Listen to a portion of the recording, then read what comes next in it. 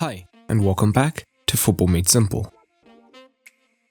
Two historic clubs will face off in the quarterfinals as Liverpool and Real Madrid clash for the first time since their 17-18 Champions League final, where Los Blancos were the victors. Led by Zidane and Klopp, this promises to be an intriguing tie, as unlike their previous meeting in the final, now both teams are having shaky seasons. But what tactics could we see both managers look to use, and where will the key battles be? Let's take a look. To get a broader feel of each manager's tactics this season, outside of this match, check out these two videos, which will be linked at the end and in the comments. You can also check out our preview of another crucial match between PSG and Bayern Munich. And to keep up with this match as it happens, check out our video sponsor, the OneFootball app. OneFootball will be bringing you live match updates, formations, stats, not just for this match, but for all matches. And the best part is, you can get it absolutely free through the link in the description below, and it helps to support the channel. Now, let's first take a look at the formations. Klopp will almost undoubtedly stick to his 4-3-3, and Henderson is due to be back fit, meaning Klopp may get to use his first choice 11. The other question mark is whether it will be Firmino or Jota who get the start. Zidane is also likely to operate in a 4-3-3 that looks like this. However, against Atalanta, he used a back three, and there is a strong case for him using it once again, which we will get into shortly. Let's first look at what the Reds could do in possession. Liverpool are a side who tend to keep a lot of the ball, primarily because teams look to sit off of them.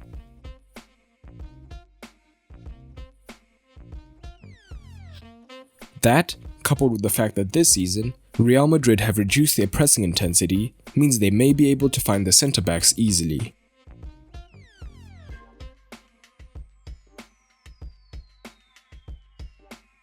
And Real then tend to look to press the centre-backs to limit their passing range and to not give the opponents too much time. Modric usually looks to push up from midfield to create this 4-4-2, and Real will then look to use the angles of the pressing two to prevent the pass into the midfield centrally.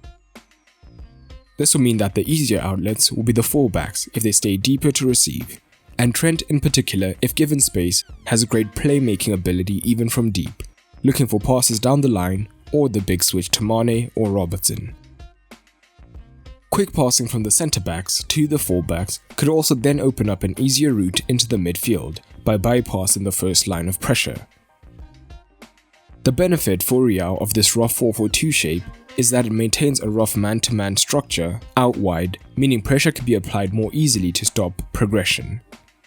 The danger, however, of course, is that if this first line of pressing is broken, they will now be 3 versus 2 down in midfield. And this could allow Thiago in particular to express his more creative streak going forwards. This could be the argument for Madrid using a 3 at the back, as it allows the centre-backs to be pressed whilst maintaining even numbers in midfield.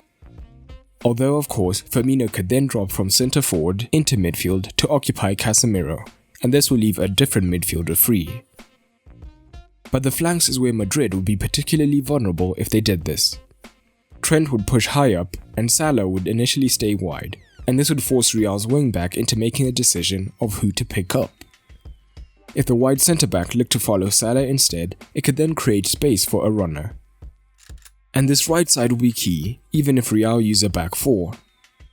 Henderson starting will be particularly key due to his dynamism, allowing them to attack at pace. Time and again, we have seen he, Salah and Trent form a wide triangle against the two men down the right-hand side. And Kroos is not the most mobile, so tracking Henderson's position throughout the 90 may be difficult.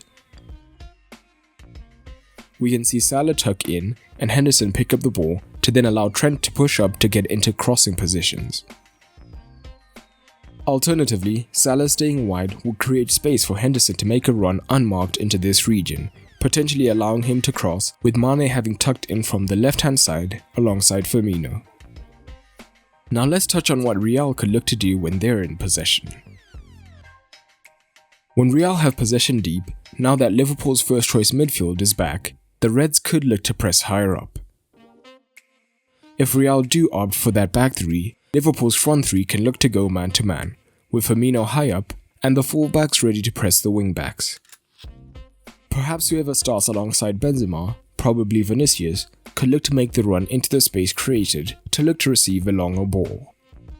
But this shape could also mean that Casemiro will be key in the build-up, as he will have a bit more space in the first phase. And Liverpool may be okay with this, as Casemiro doesn't have as much on-the-ball influence as Kroos or Modric. But if Real line up with a back four, the wider regions could once again be key for Los Blancos. When playing against a back four, we tend to see Firmino tuck in more initially to pick up the deepest lying midfielder and allow the wingers to come narrow to press ahead of them. This will tie up Casemiro, but will mean that the fullbacks have more space to receive and advance after creating a 2 versus 1. And this shape would play right into the hands of Toni Kroos. He tends to drop away from the midfield in this first phase to pick up the ball on the left and allow Mendy to push much higher up the pitch. This left-hand side would cause Liverpool problems, as Salah doesn't tend to track back. And even if he does press Kroos instead, there will now be a 2 versus 1 higher up the pitch that Real could take advantage of. Luckily for Liverpool, Henderson coming in is more capable of covering across. But this will mean that the entire team will be forced to shift across to deal with this left-hand side overload, while Vasquez will look to move into space down the right. So it will be imperative for Mane to track back, otherwise a quick switch could mean Vasquez and Asensio now have an advantage out on the right instead. And Real do get a decent amount of crosses in from these wider regions. However, Benzema is their only real threat, so Liverpool's centre-back pairing should be able to deal with this threat. These are just a few of the potential key battles that could transpire, but of course, managers spring surprises on us all the time. But I want to know how you think this match will pan out. Drop your predictions and analysis down in the comments below. A special shout out to everyone who's been able to support Football Made Simple on Patreon so far. If you want to help the channel, I'd love it if you considered supporting on patreon.com/footballmadesimple and you'll get perks like early access to videos, exclusive content, and so much more.